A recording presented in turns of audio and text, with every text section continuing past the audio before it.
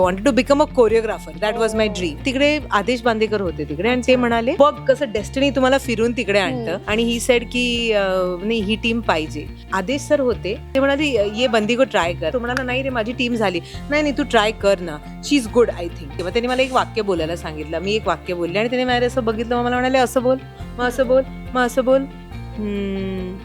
ठीक आहे शी is in. Nalu केलं ना मी येऊ कशी तशी मी नांदायला.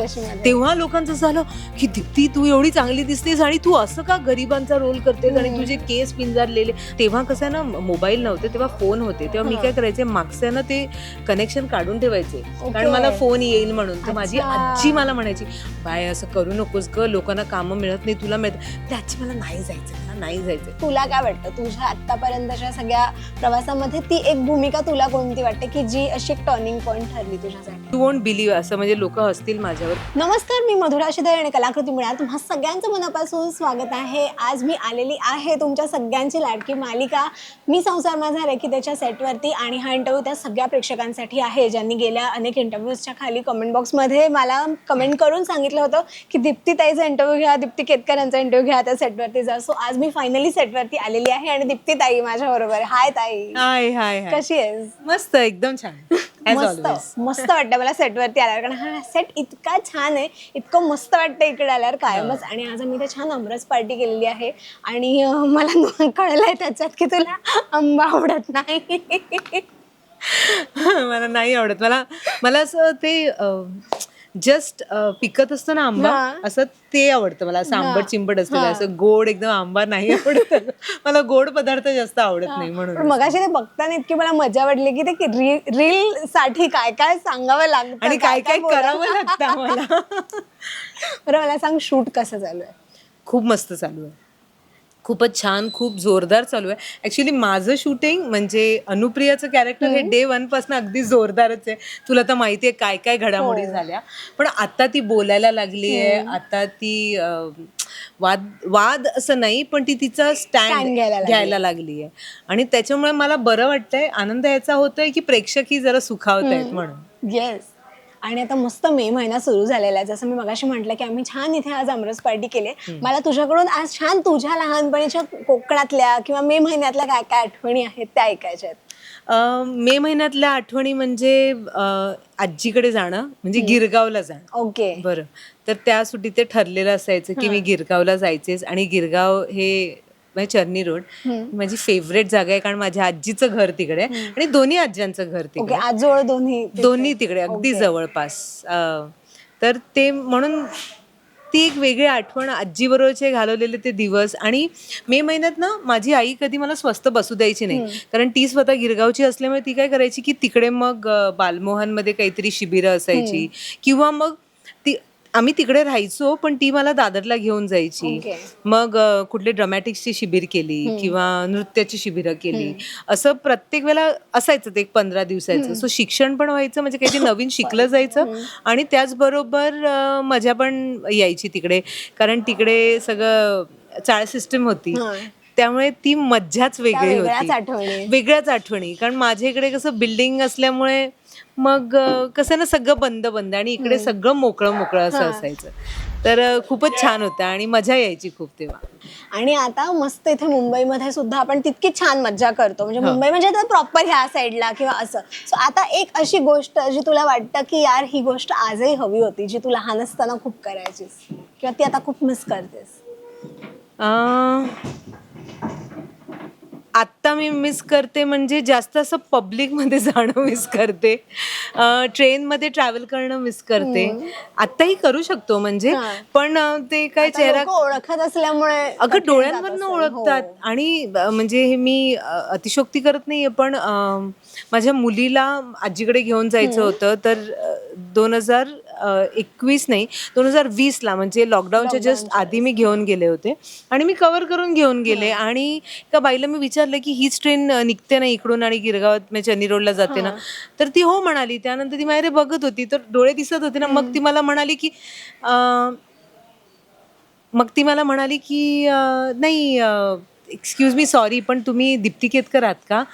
तर मला असं झालं ना म्हणजे तर मी असं केलं हां तर ती म्हणे तुम्ही दीप्ती केतकर आहात. तुमच्या आवाजाने ओळखलं मी आणि मग डोळ्यांकडे बघितलं जेव्हा तुम्ही मला विचारलं की ही ट्रेन गिरगावलाच जाते.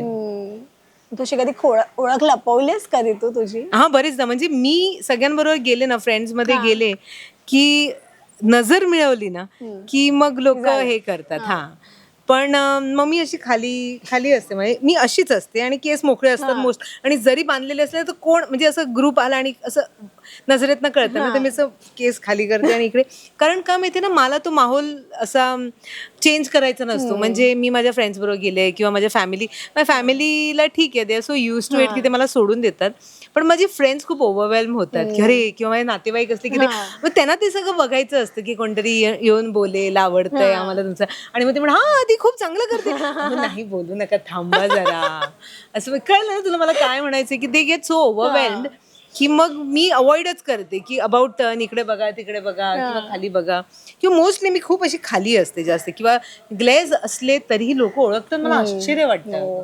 ते प्रेम, ते प्रेम. खरंय. आणि ती तुझ्या कामाची पोच पावते की तू इतके वर्ष तुझ्या अभिनयातून ते दाखवून दिलंयस की तू काहीही कर, तू किती लपवते तुला ओळख नाही. बरं, मगाशी जसं तू म्हणालीस की आता मालिकेमध्ये अनुप्रिया तू एक स्टँड आता घ्यायला लागली आहे हळूहळू, मला सांग खऱ्या आयुष्यामध्ये तू साधारण कशी आहेस, किंवा तू अशी एकदम काय म्हणतात आपण आरेला कार्य असं नाही, पण एक असं असतं ना की नाही ह्यावेळेस बोललं पाहिजे तर बोलणार, किंवा ते मनात नाही ठेवणार, तू साधारण कशी आहेस? नाही, मी बऱ्यापैकी अनुप्रिया सारखी आहे, पण मग अनुप्रिया पण दीप्ती सारखी आहे किंवा दीप्ती अनुप्रिया सारखी आहे. इन शॉर्ट, लाईक जेव्हा बोलायचं तर मी बोलते, म्हणजे दीप्ती बोलते जेव्हा बोलायचं ते, पण अशी कार्य करणारी मी नाहीये. का कशाला, मी त्यावेळेला गप्प बसते, त्यानंतर मी ती सिच्युएशन बघते, आणि जेव्हा इग्नोर करायचं असेल, आणि ग्रॅज्युअली ॲज यू मॅच्युअर ना तुमच्यात ती मॅच्युरिटी येते, आणि नंतर शांतपणे मी सांगते, पण मी बोलते, मी शांत राहून मी सहन नाही करत.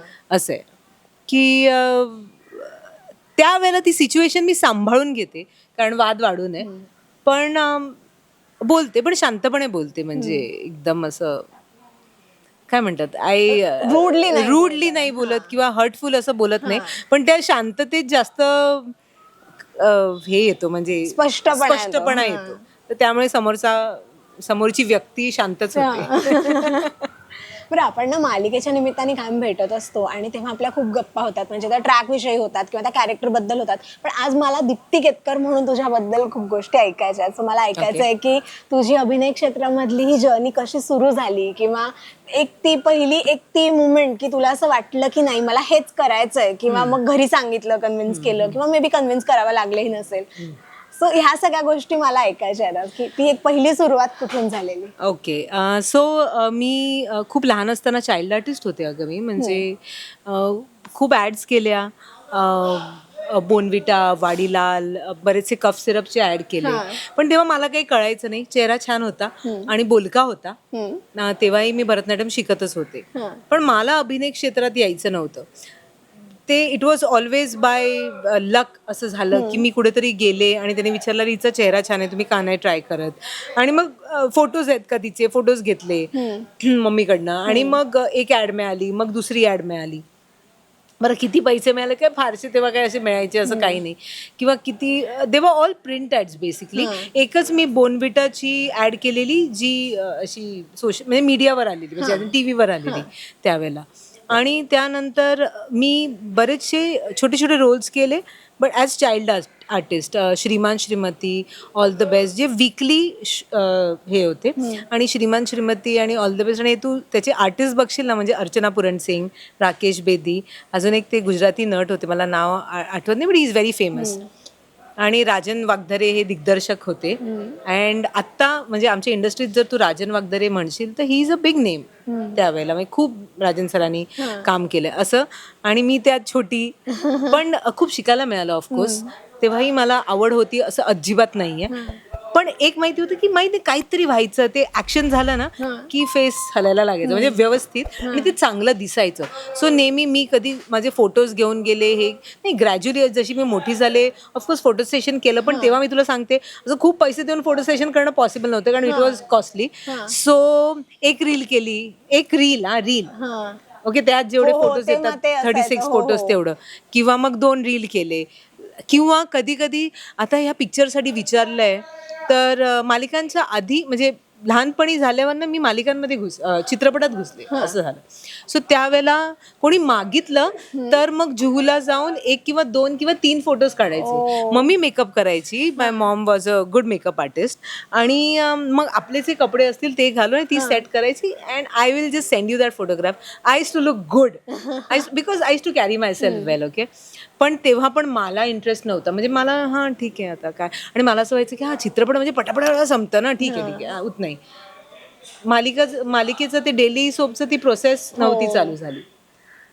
सो हे सगळं झालं. मी बरेचसे चित्रपट केले पण त्यावेळेला असं व्हायचं की ते मुंबईत जास्त यायचे नाही. दादर किंवा चन्नी रोडला लागायचे. ओके. त्यानंतर ते तो रूल आला की इकडे पण आलं पाहिजे. सो पुणे, कोल्हापूर, सांगली, सातारा आणि काय ते लागायचं ना ग जत्रा लागायचे तिकडे पण. सो बरेचसे चांगले चांगले with good directors and good artist मी लीड रोल्स केले. ओके. हां. त्यानंतर then I was like I got into dance college. I wanted to become a choreographer. That was my dream. पण बघ कसं डेस्टिनी तुम्हाला फिरून तिकडे आणतं की I wanted to become a choreographer आणि मला फराह खानला असिस्ट करायचं होतं. ऑफकोर्स सरोजजींना असिस्ट करायचं होतं पण तिकडे पोचण्याचं हे नव्हतं. पण हिच्याकडे पोचण्याचा मी मार्ग शोधला होता ह्यांच्याकडे पोचण्याचा. अँड ते करत असताना माझं कॉलेज संपलं आणि माझ्या फायनल्सला ना I was in a dance college. आम्हाला अलाउड नव्हतं इकडे इंटर कॉलेज कॉम्पिटिशन्समध्ये भाग घेणं because it was a professional college. नालंदामध्ये मी होते.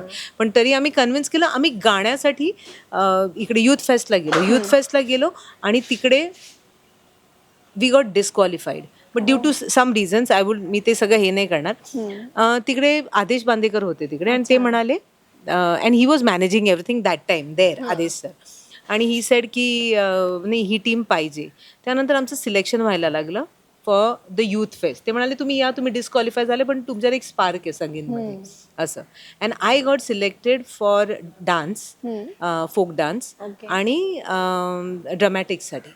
आणि आदेश सर होते जे विपुल मेहता ना, तेव्हा विपुल मेहता तिकडे हे करत होते जे ड्रामाज आणि सिरियल्स करतात. विपुल मेहता ते फिल्मवाले. या but he is also well non. He was a writer for क्योंकि सास भी कभी बहू थी अँड ऑल. या तर ते तिकडे ते म्हणाले ये बंदी को ट्राय कर. आणि आदेश सर म्हणाले की हिला ट्राय कर. तो म्हणाला नाही रे माझी टीम झाली. नाही तू ट्राय कर ना, शी इज गुड आय थिंक. तर मग ते म्हणाले अरे मेरा टीम हो गया ठीक आहे. मग त्यांनी मला एक वाक्य बोलायला सांगितलं. मी एक वाक्य बोलले आणि त्याने माझ्या असं बघितलं. मग मला म्हणाले असं बोल, मग असं बोल, मग असं बोल. ठीक आहे शी इज इन. आणि झाली. आणि त्यानंतर आय वॉज सुगंधी म्हणून आम्ही एक हे केला तिकडे, एक ड्रामा केला. आणि आनंद गांधी ने तो लिहिला होता आणि बसवला होता. Who is a very famous director नाव. शिप ऑफ थीसिस जी त्याची आहे ती. आणि इट वेंट वेल यार. आणि मला झोनल्सला अवॉर्ड होता आणि नॅशनलला बेस्ट ॲक्ट्रेसचा अवॉर्ड होतं. आणि I will always be grateful to Adesh sir. कारण ते देवासारखे आले तिकडे. त्यावेळेला जेव्हा मी त्या स्टेजवर जायचे ना तेव्हा आहे ना मला असं ते तू म्हणालीस ना की तो तुझा क्षण जेव्हा तुला वाटले की आता मी बनवू शकते. थिएटर इज समथिंग ना की तुम्हाला ते फील होतं. कारण तुम्हाला रडायचं आहे तेव्हा आपोआप तुमच्या डोळ्यात पाणी येणार. तुम्ही ते फील करून तेव्हा मला वाटलं हो यार हे मी चांगलं करते. म्हणजे इतके वर्ष मी करत होते तेव्हा मला वाटलं नाही हा मम्मी आपलं घेऊन जाते मी करते. आणि मी बऱ्याचशा मालिका केल्या. दामिनी केली म्हणजे आधीची दामिनी बऱ्याचशा केल्या मी. मला वाटलं ठीक आहे काय बंदीनी केली ठीक आहे काही नाही मला हे काय करायचं नाही मी कोरिओग्राफर होणार आहे असं. पण त्यावेळेला मला वाटलं की नाही मी बनणार. आणि माझं कॉलेज झालं आणि माझा पहिला चित्रपट महानदीच्या तीरावर केलं. त्यानंतर मी बरेचसे चित्रपट केले. त्या ह्याच्यातच मग मला अवघाचीसाठी बोलवणं आलं. आणि then that whole process started. म्हणजे अरे दीप्ती ही चांगली मुलगी आहे तुम्ही हिला ट्राय करा दिसते चांगली. आणि मग and it just started. So that was the point. या बापरे इतके वर्ष मग तू सातत्याने वेगवेगळ्या भूमिका करतेस. पण त्या ह्याच्यामध्ये एक असं असतं ना की कलाकार म्हणून ना एक समाधान एका भूमिकेचं आपल्याला ते मिळून जातं. असं वाटतं की नाही ही आत्तापर्यंतची सगळ्यात बेस्ट भूमिका आहे किंवा ह्यामुळे मला जास्त ओळख मिळते असं वाटतं. तुला काय वाटतं तुझ्या आत्तापर्यंतच्या सगळ्या प्रवासामध्ये ती एक भूमिका तुला कोणती वाटते की जी अशी एक टर्निंग पॉईंट ठरली तुझ्यासाठी? तशा 2-3 ठरल्या. म्हणजे कारण तू मला आता ओळखतेस इतक्या वर्षापासून आणि बरेचसे तुझे आणि तू माझे इंटरव्ह्यू घेतलेस किंवा कलाकृती मीडियाद्वारे प्रेक्षकांपर्यंत माझे इंटरव्ह्यूज गेलेत की मी प्रत्येक सिरियल नंतर माझं असं असतं की दुसरी मालिका मी काहीतरी वेगळी करावी, कॅरेक्टर काहीतरी वेगळं घ्यावं. तर असं मी एकाला I won't be bias to one character, पण अवघाचीमुळे एक घराघरात पोचले आणि ही छान दिसते, ही अभिनेत्री छान दिसते असं आलं.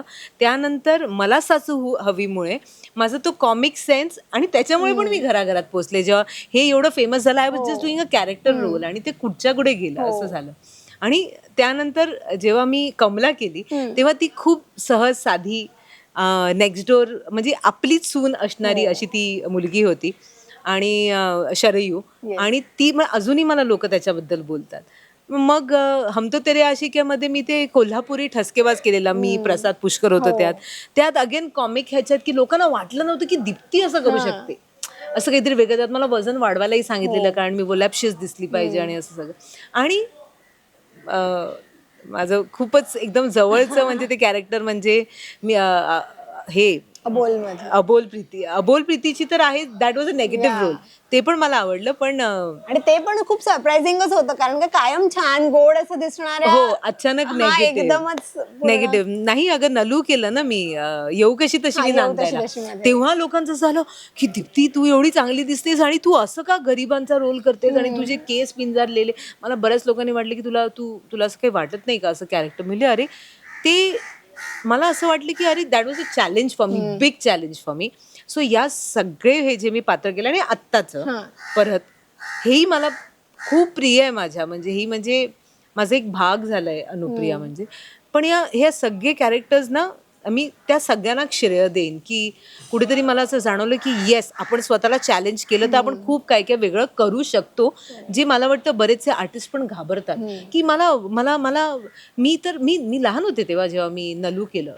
पण आणि मी असं काही ती 48-50 इयर ओल्ड आईचा रोल केलेला, तिला मोठी मुलगी आहे, पण मला भीती नाही वाटली. So that was a challenge for me. आणि तो रोल कुठेतरी हे सगळ्यांनी मला खूप दिलं या सगळ्या कॅरेक्टर्सनी, पण नलू मला खूप काही जास्त देऊन गेले असं झालं. आणि या सगळ्यामध्ये इतकी ओळख मिळत असताना किंवा ते जे म्हणतो ना की ते फेम येतं आणि त्यानंतर सगळं आयुष्य बदलून जातं, त्या सगळ्यामध्ये पाय जमिनीवर राहणं ही पण खूप मोठी गोष्ट असते.